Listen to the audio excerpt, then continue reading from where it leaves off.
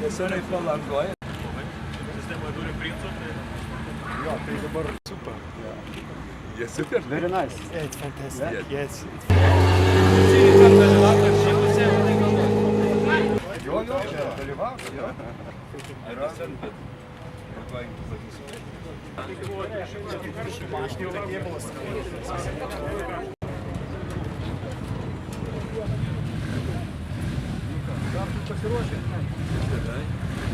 Aš manau, kad Zarasų krašto gamtovaizdis yra specialiai liktai sukurtas profesionaliems ir drąsiems lenktynininkams.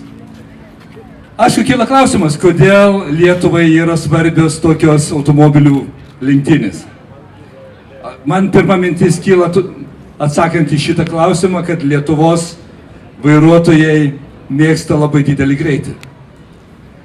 Šiandien aš manau, kad kalbant apie šias lenktynės, irgi yra sakoma, kad lenktynės laimi ir finišą pasiekia pirmiausia tie, kurie vairuoja automobilį nepametę galvos ir vairuoja saugiai. Tai tikrai aš linkėčiau, kad ir šitose lenktynėse lenktynininkai laikytųsi to paties principo. Nes saugumas ir atsakomybė, tai aš manau, yra didžiausia profesionalo viršūnė ir didelė lenktynininko pareiga ir atsakomybė.